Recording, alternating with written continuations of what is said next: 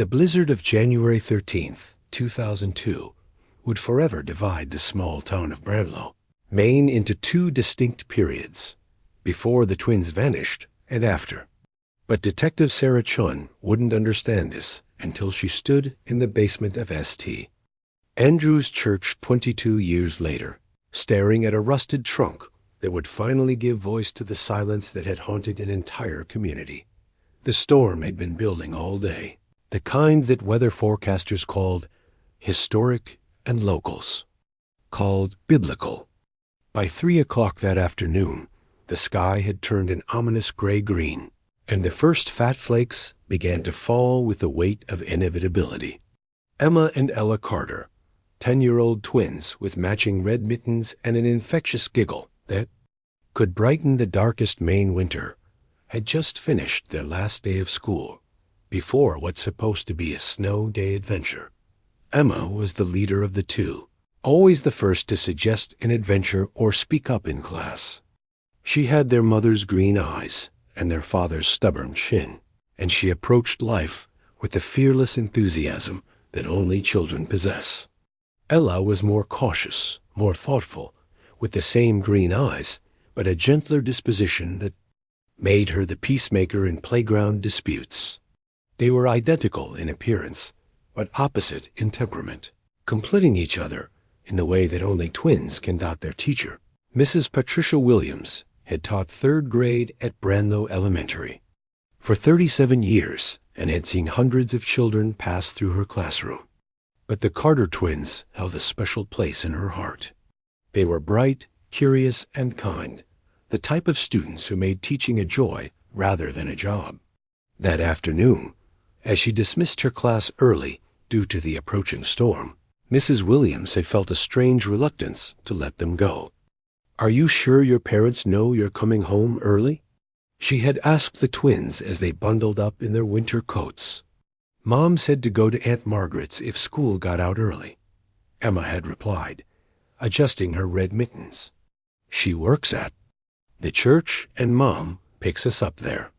Mrs. Williams had nodded, satisfied with the arrangement. The church was only 3 blocks from the school, and the twins had walked that route hundreds of times. She watched from her classroom window as they joined the stream of children heading home, their red mittens bright against the gray sky. "Race you to the church." Emma called out to her sister, her breath forming small clouds in the frigid air. The twins had a ritual. Every day after school, they would stop by St. Andrew's Church to visit their Aunt Margaret, who worked there as the head caretaker. Margaret was their mother's younger sister, a woman in her early 30s who had never married and seemed to pour all her maternal instincts into caring for the old stone church and doting on her nieces. Ella, always the more cautious of the two, pulled her knit hat down over her ears. "Mom said to come straight home because of the storm," she reminded her sister, though her protest lacked conviction. The church was warm, and Aunt Margaret always had hot chocolate waiting for them. The twins were products of a close-knit family that had deep roots in Branlow. Their father, Jim Carter, was a 3rd-generation mill worker whose grandfather had helped build a paper mill that employed nearly a quarter of the town's residents. Jim was a quiet man who showed his love through actions rather than words, building tree houses in the backyard, teaching the twins how to ice skate on the frozen pond behind their house, and reading bedtime stories with voices for all the different characters. Their mother, Carol, had grown up in Branlow as Carol Mitchell, the daughter of the town's longtime pharmacist. She had left for nursing school in Portland after high school, but returned home when she met Jim at a church dance.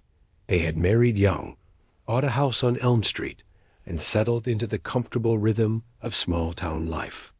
The twins had been the completion of their happiness, 2 healthy, beautiful daughters who brought laughter and chaos into their orderly world. The last person to see the twins alive was Mrs. Dorothy Henley, the town librarian who lived in the small apartment above the library. Dorothy was a spinster in her 70s who had devoted her life to books and the quiet. service of maintaining the town's small but cherished library. She was closing up early due to the weather when she spotted the two girls through her frost-covered window, their red mittens bright against the gray backdrop as they trudged through the deepening snow toward the church. Dorothy had lived in Branlow her entire life and had watched 3 generations of children grow up. She knew every family in town, every story, every secret. The twins reminded her of their mother at that age, bright, curious, and full of life. She smiled as she watched them disappear around the corner, never imagining that she would be the last person to see them alive. Mrs. Henley would replay this image thousands of times over the next 2 decades, wondering if she should have called out to them, invited them in, done something, anything, different. The guilt would eat at her for years, even though there was nothing she could have done to change what was about to happen. At St. Andrew's Church, a day had been unusually quiet. The old stone building, constructed in 1923 with local granite and timber, stood at the heart of Branlow, both physically and spiritually. It was where generations of families had been baptized, married, and mourned. The church's tall spire was visible from anywhere in town, a constant reminder of the faith that had sustained the community through wars, economic hardships, and the long, harsh winters that defined life in rural Maine. Father Sean Mackenzie had been the church's pastor for 30 years, arriving in Branlow as a young priest fresh from seminary and staying to become as much a part of the community as the church itself. He was a man of deep faith and gentle humor, beloved by his parishioners for his ability to find hope in the darkest circumstances and comfort in the most difficult times. That afternoon, Father Mackenzie was in his office, preparing his sermon for the following Sunday. The church was quiet, except for the sound of wind beginning to howl around the building's stone walls. He had dismissed the church secretary, Mrs. Ellen Kowalski, early because of the weather, and most of the usual volunteers had stayed home in preparation for the storm. Brother Thomas was finishing his daily maintenance routine in the basement. Thomas Kellerman was a man who seemed to exist in the shadows, even in broad daylight. He had arrived in Branlow 5 years earlier with excellent references from a monastery in Vermont and a quiet demeanor that made him perfect for the job of maintaining the church's lower levels. The basement was his domain, a maze of storage, rooms, old furnaces, and forgotten chambers that dated back to the church's construction. Thomas was a thin man with graying hair and hands that were always impeccably clean, despite his work. He lived alone in a small apartment behind the church rectory, a one-room space that he had furnished with Spartan simplicity. A single bed, a small table, a chair, and a crucifix on the wall. It was all he needed or wanted. He spoke to very few people beyond what was necessary for his duties, and even then, his words were carefully chosen and softly spoken. The townspeople respected his privacy, as they did with most church employees. There was something almost monastic about Brother Thomas, a sense that he was a man who had retreated from the world to focus on higher things. Father Mackenzie trusted him implicitly, and in 30 years of ministry, the priest had developed a keen sense for reading people. Thomas had a routine that never varied. He would arrive at the church at 7 in the morning, spend an hour in the sanctuary in private prayer, and then descend to the basement to begin his work. He maintained the heating system, cleaned the storage areas, and performed the dozens of small tasks that kept the old building functioning. He took his lunch alone in his apartment, returned to work until 5 o'clock, and then spent his evenings in solitude, reading religious texts and maintaining his own spiritual disciplines. Basement of St. Andrew's Church was a world unto itself. Built into the hillside on which the church stood, it was larger than the sanctuary above, with rooms that served as storage areas, meeting spaces, and utility chambers. The heating system was located in the deepest part of the basement, where the original coal furnace had been converted to oil in the 1950s. It was a complex system that required constant attention during the harsh Maine winters, and Thomas had become expert at coaxing heat from the aging equipment. That afternoon, as the storm intensified, Thomas was in the deepest part of the basement, checking the old coal furnace that had been converted to oil heating decades earlier. The church's heating system was ancient and finicky, requiring constant attention during the harsh Maine winters. He was alone down there, as he always was, surrounded by the accumulated detritus of decades. Old pews, broken stained glass windows, boxes of prayer books, and religious artifacts that had been retired but never discarded. The basement had an atmosphere all its own. The stone walls were thick and solid, but they couldn't keep out the dampness that was endemic to underground spaces in Maine. The air smelled of old wood, heating oil, and something else, a mustiness that came from decades of accumulated history. It was quiet down there, insulated from the sounds of the world above, a place where a man could work in solitude and contemplation. Thomas had been working on the furnace for most of the afternoon, adjusting the ancient controls and checking the oil supply. The system was temperamental, prone to shutdowns during severe weather, and he wanted to ensure it would function properly through the storm. He was methodical in his work, checking each component systematically, his movements efficient and practiced. Above him, Margaret Carter was preparing to leave for the day. She had been the church's caretaker for 8 years, ever since she graduated from college with a degree in art history that proved useless in a small town like Branlow. The job paid little, but it allowed her to care for the beautiful old building and provided her with a quiet place to work on her paintings in the small office that Father Mackenzie had allowed her to convert into a studio. Margaret was a gentle soul who had never quite found her place in the world. She was 28 years old, with the same green eyes as her sister Carol and the twins. But where Carol had found happiness in marriage and motherhood, Margaret had struggled to find her path. She had been a dreamy child, more interested in books and art than the practical concerns of small-town life. Her parents had hoped she would marry young and settle down, but Margaret had always been different. More sensitive, more artistic, more fragile. Her job at the church suited her perfectly. She loved the building's history and beauty, and she took pride in maintaining its appearance. She arranged the flowers for services, cleaned the pews and altar, and kept the church's records in meticulous order.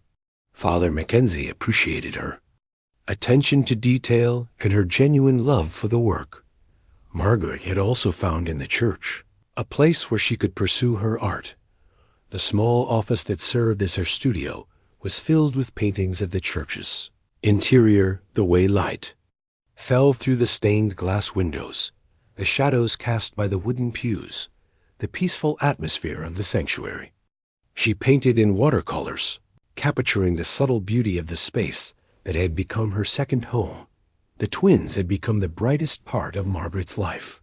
Emma and Ella adored their aunt, and she doted on them with the intensity of a woman who had no children of her own. Every afternoon she would prepare hot chocolate for them, set out art supplies, and listen to their chatter about school, friends, and the small dramas of childhood. They would help her with small tasks around the church, and she would tell them stories about the building's history and the people who had worshipped there. Over the decades, Margaret had been engaged once to a man named David Morse, who worked at the paper mill. David was a foreman, 5 years older than Margaret, with dark hair and intense brown eyes that had initially attracted her. They had met at a church social and had dated for 2 years before he proposed. Margaret had said yes, more from a sense that it was what she should do than from any great passion, and they had planned a wedding for the spring of 2000. But as the wedding date approached, Margaret had grown increasingly anxious. David was possessive and controlling, wanting to know where she was at all times and becoming jealous when she spent time with her family or friends. He had strong opinions about how she should dress, what she should do with her time, and what kind of wife she should be. He didn't understand her art and seemed to view it as a frivolous waste of time. The breaking point had come 6 months before the wedding, when David had demanded that she quit her job at the church. He wanted her to focus on preparing for their marriage and eventually motherhood. When Margaret had protested that she loved her work, David had become angry, accusing her of caring more about an old building than about their future together. Margaret had broken off the engagement, returning his ring and trying to explain that she wasn't ready for marriage. David had not taken the rejection well. He had pleaded with her, then become angry, then pleaded again. He had shown up at the church repeatedly, trying to convince her to change her mind, and had made scenes that embarrassed Margaret and concerned Father Mackenzie. Finally, David had left Branlow, taking a job at a mill in Portland. Margaret had felt relief and sadness in equal measure. Relief that the pressure was gone, sadness that she had hurt someone she had cared about. She had thrown herself into her work at the church and her relationship with the twins, trying to build a life that felt authentic and meaningful. But David Morse had not forgotten Margaret Carter. The rejection had wounded him deeply, and over the 2 years since their breakup, his feelings had curdled into something darker. He had convinced himself that Margaret would realize her mistake and come back to him, and when she didn't, he had begun to plan ways to force her return. David had been watching Margaret from a distance, driving to Branlow on weekends to observe her routine. He knew she worked at the church, knew she was close to her nieces, knew that the twins were the most important thing in her life. In his twisted logic, he had developed a plan that he believed would force Margaret to return to him if he took the thing she loved most. She would have to choose between her freedom and their safety dot as she gathered her things that afternoon. Margaret heard the familiar sound of the side door opening, the entrance the twins always used because it led directly to the main hallway where she worked. She smiled, expecting to see Emma and Ella's rosy cheeks and snow-covered boots, but when she looked up, no one was there. The door had swung shut again, probably from the wind. "Girls?" She called out, her voice echoing in the empty nave. "Emma? Ella?" There was no answer. Margaret walked to the side door and looked out into the swirling snow. The storm had intensified dramatically in just the past hour, and visibility was down to just a few feet. She could barely make out the outline of the street lamp at the corner. Perhaps they had gone straight home, she thought. With the weather worsening, it would make sense for them to skip their usual visit. Margaret gathered her coat and purse, turned off the lights, and locked the church behind her. She would later remember this decision as the moment her life changed forever. What Margaret didn't know was that Emma and Ella had indeed come to the church that afternoon, but they had encountered David Morse waiting for them in the shadows beside the building. David had been planning this moment for weeks, watching the twins' routine and waiting for the perfect opportunity. The storm provided the cover he needed. With visibility near zero and the town essentially shut down, he could act without fear of being seen. The twins had been surprised to see David, whom they remembered as Aunt Margaret's former fiancé. He had always been kind to them when he was dating their aunt, bringing them small gifts and paying attention to their chatter. They had been confused when he suddenly stopped coming around, but children quickly adapt to changes in the adult world. "Hello, girls," David had said, his voice calm and reassuring. "I'm looking for your Aunt Margaret. Is she inside?" Emma, always the more outspoken of the two, had nodded. "She's probably getting ready to leave because of the storm." "Are you going to start dating her again?"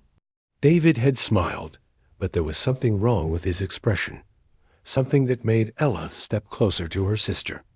"I hope so," he had said, "but I need your help." I want to surprise her. Can you come with me for a few minutes?" The twins had exchanged glances, their twin intuition telling them that something wasn't right. But David was familiar to them, and adults generally expected obedience from children. When he had taken their hands and led them toward the church's side entrance, they had followed, though Ella had begun to feel increasingly uneasy. David had used a key to open the side door. A key he had stolen from Margaret's purse months earlier and had copied before returning it. The twins had been surprised that he had access to the church, but they had followed him inside, trusting in the adult world's logic, even as their instincts screamed warnings. Once inside, David had led them not to Margaret's office, but toward the basement stairs. "She's down here," he had said. "She's working on something special, and she wants to show you." Emma and Ella had never been allowed in the basement. Brother Thomas was very strict about that rule, and even Margaret had told them that the basement was off limits to children. But David was an adult, and he seemed to know where he was going. The basement was dark and frightening, full of shadows and strange sounds. The twins had held hands as David led them deeper into the maze of storage rooms and utility chambers. Finally, he had brought them to a small room near the old furnace, a space that was used to store obsolete church equipment. "Wait here," David had told them. "I'm going to get your aunt." But instead of leaving, David had stepped outside the room and locked the door behind him. The twins had heard the click of the lock and had immediately understood that something was terribly wrong. "Let us out," Emma had shouted, pounding on the door. "Let us out right now." But David had already gone, leaving the twins trapped in the dark, cold room. They had been prisoners in the basement of the church, where they had always felt safe, victims of a man whose obsession with their aunt had twisted his mind beyond reason. The Carter family lived on Elm Street, just 4 blocks from the church, in a modest 2-story house that Carol and her husband Jim had bought when the twins were born. The house was a 1950s Cape Cod style, with white clapboard siding and green shutters that Carol repainted every few years. It had 3 bedrooms, a single bathroom, and a kitchen that was the heart of the home. The house was filled with the comfortable clutter of family life, school papers on the refrigerator, toys scattered in the living room, and the twins' artwork displayed proudly on the walls. Carol had decorated it with care, choosing colors and furniture that created a warm, welcoming atmosphere. It was the kind of house where neighbors felt comfortable dropping by unannounced and where children wanted to spend time. Jim Carter was a man shaped by hard work and simple values. He was 35 years old, with the broad shoulders and calloused hands of a mill worker, and the quiet strength that came from providing for his family through honest labor. He had grown up in Branlow, the son of a mill worker, and had never seriously considered leaving. The town was his home, and the mill was his life. The paper mill where Jim worked was the economic engine of Branlow. It had been built in 1923, the same year as the church, and had provided steady employment for 3 generations of local families. The mill processed timber from the surrounding forests, turning it into paper and cardboard that was shipped throughout New England. It was dirty, dangerous work, but it paid well by local standards and provided the health insurance and stability that allowed families to thrive. Jim worked the day shift, operating the large machines that processed the raw timber into pulp. He was skilled at his job and well respected by his coworkers. He served as the union representative for his shift and was known for his fairness and his ability to mediate disputes. He took pride in his work and in his ability to provide for his family. Carol was a part-time nurse at the Branlow Medical Clinic, the town's only health care facility. She worked 3 days a week, a schedule that allowed her to be home when the twins returned from school. She had trained as a registered nurse in Portland and had worked at Maine Medical Center for 2 years before returning to Branlow to marry. Jim. The clinic was a small facility that served the town and the surrounding rural areas. It was staffed by Dr. Robert Harrison, a family physician who had practiced in Branlow for 15 years, and 2 nurses, Carol and Mrs. Janet Murphy, who had been at the clinic since it opened.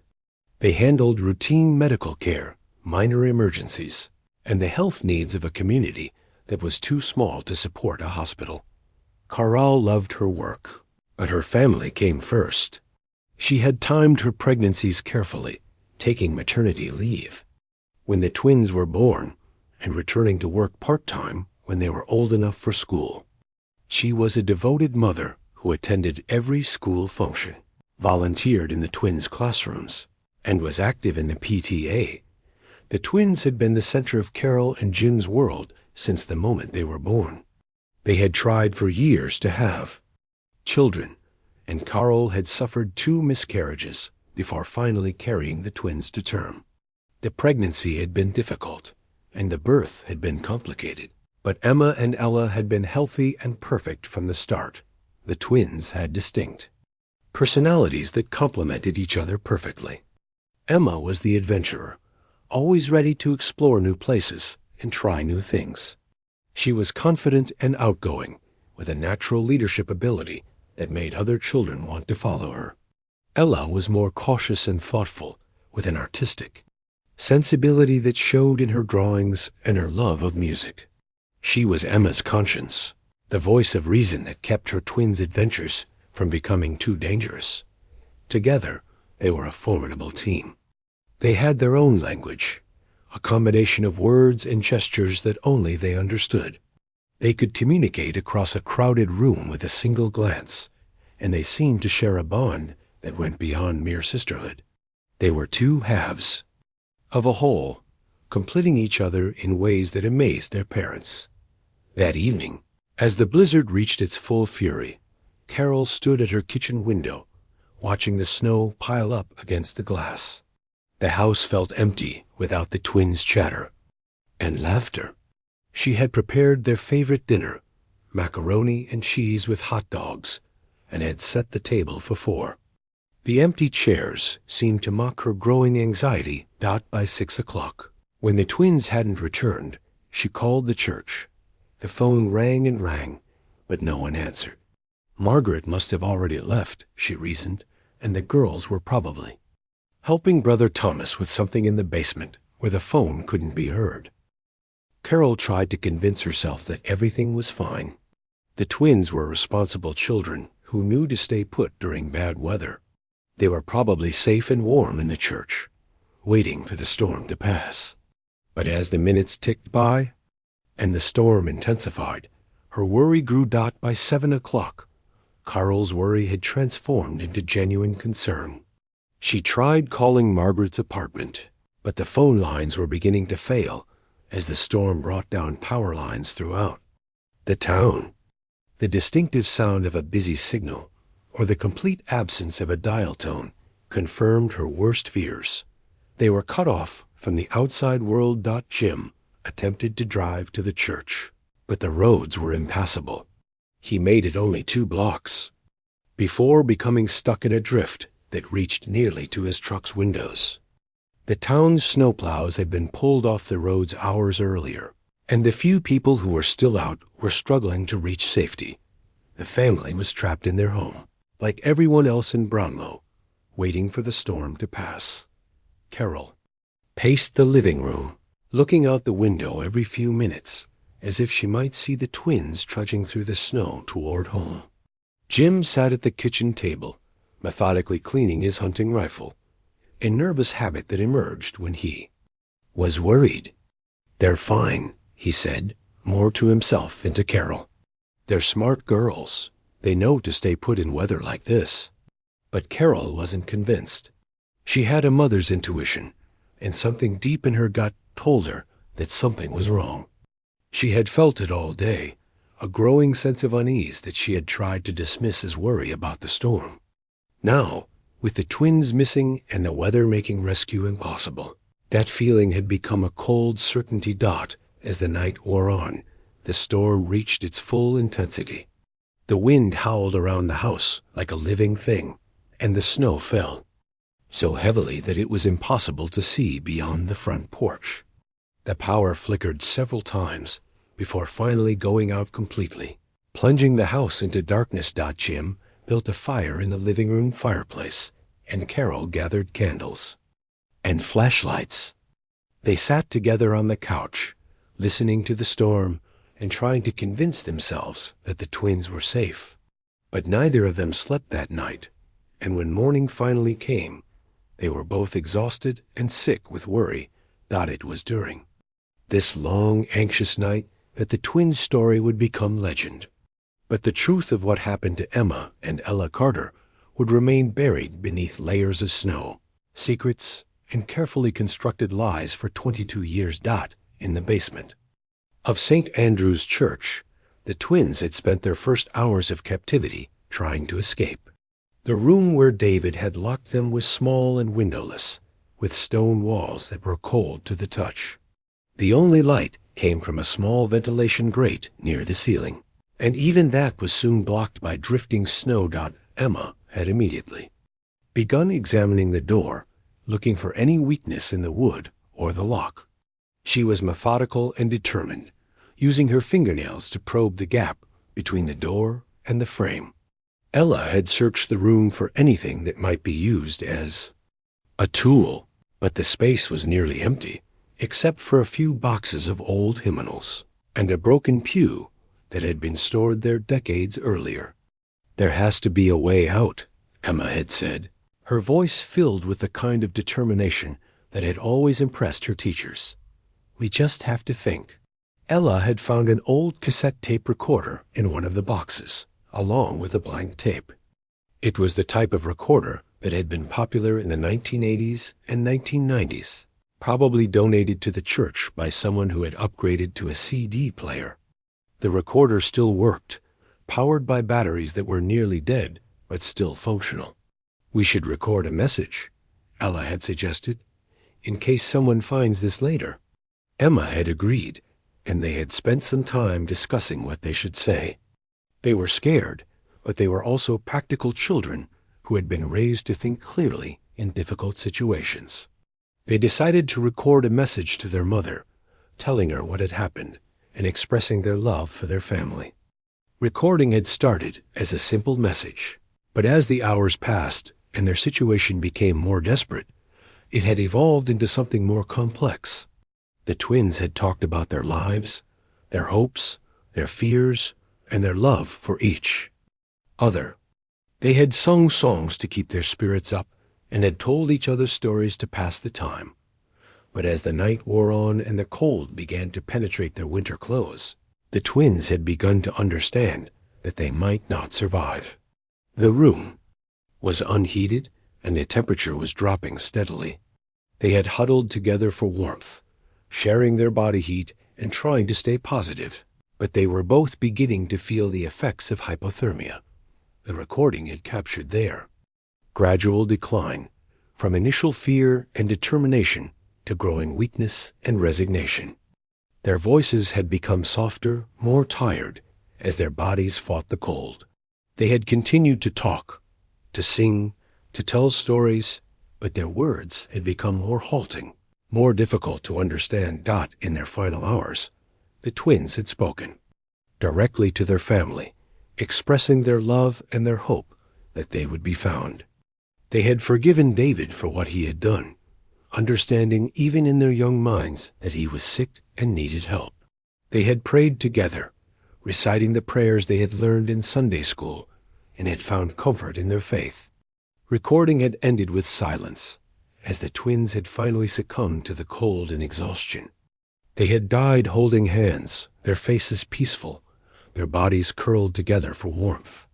The cassette recorder had continued to run until the batteries died, capturing only the sound of the storm raging outside.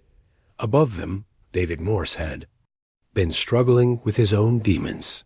His plan had been simple: take the twins, hide them somewhere safe, and then contact Margaret with his demands.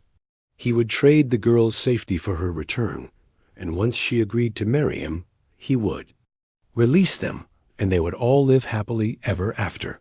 But the storm had complicated everything. The severity of the blizzard had made it impossible for him to leave the church, and he had been forced to take shelter in the sanctuary, wrapped in his coat and trying to stay warm. He had intended to check on the twins regularly, to bring them food and water, but the storm had trapped him just as surely as it had trapped everyone else in Branlow. As the hours passed, David had begun to understand the magnitude of what he had done. He had acted impulsively, driven by obsession and desperation, but he had never intended to harm the twins. He loved them in his own twisted way, and he had convinced himself that he was doing what was best for everyone. But as the storm raged on and the temperature in the church dropped, David had realized that his plan was falling apart. The twins were trapped in an unheated room, and he had no way to get them out without tools that he didn't have. He had tried to break down the door, but it was solid wood, and he was not a strong man. By morning, when the storm finally passed, David had been in a state of panic. He had finally managed to break the lock on the door, but when he opened it, he had found the twins unconscious and barely breathing. He had tried to warm them, to wake them, but it had been too late. Emma and Ella Carter had died sometime during the night, victims of his obsession and the unforgiving Maine winter. David had been devastated by what he had done. He had never intended to kill the twins, and their deaths had shattered his already fragile mental state. He had sat in the basement for hours, holding their bodies and crying, unable to accept what had happened. Finally, driven by desperation and fear, David had made a decision that would haunt him for the rest of his life. He had wrapped the twins' bodies in a church tablecloth and had carried them out into the storm. The blizzard was still raging, and visibility was near zero, providing him with the cover he needed to dispose of the evidence. David had buried the twins in the woods behind the church, in a grove of pine trees that was nearly invisible even in daylight. The snow was deep and the ground was frozen, but he had managed to dig a shallow grave and had covered the bodies with stones and branches. He had said a prayer over their grave, asking for forgiveness that he knew he didn't deserve. But David had kept some of the twins' belongings, their winter coats, their school notebooks, and the cassette recorder with its terrible recording. He had hidden these items in a trunk in the church basement, perhaps as a way of preserving their memory, or perhaps as evidence of his crime. He had locked the trunk and had hidden it in the deepest part of the basement, where he believed it would never be found. Then David had fled Branlow, leaving behind his job, his apartment, and any hope of a normal life. He had driven to Portland in the aftermath of the storm, had found work at another mill, and had tried to rebuild his life. But the guilt had consumed him, and he had descended into alcoholism and despair. The blizzard raged for 18 hours straight, dumping 3 feet of snow on Branlow and knocking out power to most of the town. When the storm finally passed on, the morning of January 14th, the town emerged into a world transformed. Snow had drifted against houses up to the second-story windows. Cars were buried completely, and the streets were impassable, except for the few residents who owned snowmobiles. Jim Carter was among the first to venture out, using his neighbor's snowmobile to navigate the buried streets towards St. Andrew's Church. He was a man driven by desperation, willing to risk his own safety to find his daughters. The snowmobile struggled through the drifts, its engine whining as it fought against the deep snow. The church looked different in the aftermath of the storm. The familiar building was nearly buried, with only the top half of its windows visible. Above the snow, the steeple rose majestically from the white landscape, but the rest of the structure looked like it had been swallowed by the earth. Jim found the building locked tight, with no sign that anyone had been there since the storm began. The side door that the twins always used was buried under a drift nearly 6 feet high. He spent nearly an hour digging through the snow with his hands, calling their names and praying that he would hear their voices answer. Father Mackenzie arrived at the church around noon, having walked the 2 miles from his house on snowshoes. The elderly priest was exhausted from the journey, but he was determined to check on his church and to help search for the missing twins. He found Jim Carter frantically digging through the snow around the church's perimeter, his hands raw and bleeding from the cold. "Jim," Father Mackenzie said, his voice gentle but firm, "let me open the doors. We'll search inside." The priest's keys opened the church doors, and together they searched every room, every closet, every corner of the building. They called the twins' names, their voices echoing in the empty sanctuary. They checked the Sunday school rooms, the choir loft, the storage areas, and Margaret's office. But there was no sign of Emma and Ella. "They're not here," Jim said, his voice hollow with growing dread. "Margaret said she never saw them yesterday." Margaret had arrived shortly after Father Mackenzie, having struggled through the snow from her apartment. She looked pale and exhausted, her eyes red from crying. She had spent the night in anguish, knowing that the twins had been planning to visit her and fearing that something terrible had happened. "I waited for them," she said, her words coming in short bursts. "I always wait for them. But they never came. I thought they had gone home because of the storm." The search expanded as more residents dug themselves out of the storm's aftermath. Word spread quickly through the small town, and soon dozens of volunteers were converging on the church. They came with shovels, flashlights, and a determination to find the missing children. By the second day, nearly the entire town was involved in the effort. They searched every building, every basement, every shed and garage in Branlow. They followed the path between the school and the church, looking for any sign of where the twins might have gone. The search was methodical and thorough, organized by Sheriff Michael Brennan and assisted by volunteers from the fire department and the state police. The volunteers included teachers from the elementary school, workers from the paper mill, clerks from the local stores, and housewives who had left their kitchens to join the effort. The community of Branlow, already tight-knit, came together in a way that was both heartbreaking and inspiring. Neighbors who had barely spoken in years worked side by side, driven by the shared hope of finding Emma and Ella alive. Sheriff Michael Brennan was a lifelong resident of Branlow, a man in his late 40s with a weathered face and a calm demeanor that made him a steady presence in a crisis. He had known the Carter family his entire life and had watched the twins grow from infants into the bright, lively girls they were. The disappearance hit him hard, but he buried his emotions under the demands of his job. The search continued for days, then weeks, as the snow slowly melted under a weak January sun. The state police brought in tracking dogs, but the heavy snowfall had erased any scent the twins might have left. Divers searched the frozen pond behind the Carter house, and helicopters scanned the surrounding forests, but there was no trace of the girls. The media descended on Branlow, turning the small town into a circus of satellite trucks and reporters. National news outlets picked up the story of the missing twins, and their faces smiling in their school photos with matching green eyes and red mittens became familiar to millions. The attention brought tips and leads, but none panned out. Psychics called with visions, and well-meaning strangers sent letters. But the twins remained gone. For the Carter family, the weeks after the blizzard were a blur of agony. Carol stopped going to work, unable to focus on anything but the search for her daughters. She spent her days at the church, retracing the twins' last known steps, as if she could will them back into existence. Jim threw himself into the physical labor of the search, digging through snowdrifts and combing the woods until his hands bled and his body gave out. Margaret, consumed by guilt, withdrew into herself, barely speaking except to answer questions from the police. The town, too, was changed forever.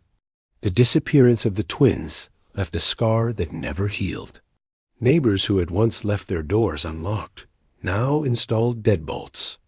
Children who had roamed freely were kept under close watch. St. Andrew's Church, once the heart of the community, became a place of whispered suspicion. Rumors swirled about Brother Thomas and his solitary habits, about Father Mackenzie's trust in his staff, about Margaret's broken engagement with David Morse. David, meanwhile, had vanished as completely as the twins. Sheriff Brennan had interviewed him briefly in Portland, where he had moved after leaving Branlow. But David's alibi seemed solid. He claimed to have been working a double shift at the mill during the storm, and his co-workers backed him up. Without evidence linking him to the disappearance, the police had no reason to hold him. Brennan noted David's nervous demeanor, but attributed it to the stress of being questioned. David slipped through the cracks, his role in the tragedy undiscovered. As months turned into years, the case grew cold. The volunteers dwindled, the media moved on, and the posters of Emma and Ella faded on telephone poles. The Carters clung to hope, but it was a fragile thing, worn thin by time. Carol and Jim's marriage strained under the weight of their grief, though they stayed together for the sake of their daughter's memory. Margaret left Branlow in 2004, unable to bear the town's constant reminders of her failure to protect her nieces. She moved to Boston, where she worked as a museum curator, her paintings gathering dust in a closet. Brother Thomas remained at St. Andrew's, his routine unchanged, though he became even more reclusive. Father Mackenzie retired in 2010, his health broken by the burden of the tragedy that had unfolded under his watch. The church itself fell into disrepair as attendance dwindled, the town's faith shaken by the unanswered questions surrounding the twins. In 2024, Detective Sarah Chun arrived. In Branlow, a seasoned investigator from Portland, she had been assigned to the cold case unit and had taken an interest in the Carter twins' disappearance after reading about it in an old case file. Sarah was 38, with sharp eyes and a relentless drive to uncover the truth. She had grown up in a small town herself and understood the way secrets could fester in places like Branlow. Sarah began by re-interviewing key witnesses, starting with the Carter family. Carol and Jim, now in their late 50s, were shadows of their former selves, but they welcomed Sarah's efforts. Margaret, contacted in Boston, agreed to speak, but warned that she had nothing new to add. Sarah also tracked down Mrs. Dorothy Henley, now in her 90s and living in a nursing home, who tearfully recounted seeing the twins' red mittens through her window. Sarah's investigation led her to St. Andrew's Church, which was now under the care of a new pastor, Father Daniel Ruiz. The basement, still maintained by an aging Brother Thomas, piqued her interest. The maze of rooms and the church's central role in the twins' last known movements made it a focal point. Sarah requested permission to search the basement thoroughly, bringing in a team with ground-penetrating radar and forensic equipment. On January 13, 2025, exactly 22 years after the twins vanished, Sarah's team uncovered the rusted trunk hidden behind a stack of old pews in the deepest part of the basement. The lock was corroded, but a crowbar pried it open. Inside were the twins' winter coats, their school notebooks, and the cassette recorder with its tape still intact. Sarah stood frozen as she played the tape, the twins' voices filling the damp basement. Emma's determination, Ella's gentleness, their love for each other and their family, it was all there, preserved in their final hours. The recording detailed their encounter with David Morse, his deception, and their imprisonment in the basement. It was a confession from beyond the grave, a truth that had been buried for decades. The discovery broke the case wide open. Sarah tracked down David Morse, now a broken man living in a halfway house in Augusta. Confronted with the tape, he collapsed in tears, confessing to the kidnapping and the twins' deaths. He led authorities to the grove behind the church, where the twins' remains were finally recovered. Still wrapped in the church tablecloth, the truth brought closure to Branlow, but not peace. David was charged with kidnapping and manslaughter, but his trial was overshadowed by the town's reckoning with its own failures. Brother Thomas, who had never suspected the trunk's contents, retired in disgrace. Father Mackenzie, reached in his retirement home, wept for the children he had failed. Margaret returned to Branlow for the twins' memorial service, her guilt compounded by the knowledge that her rejection of David had set the tragedy in motion. Carol and Jim buried their daughters in the church cemetery, under a headstone engraved, with their names and the words, "Together Forever." The town attended the service, standing in silent tribute to the girls who had defined Branlow's before and after. Sarah Chun, her job done, left Branlow with the tape's voices echoing. In her mind, a reminder of the fragility of trust in a small town.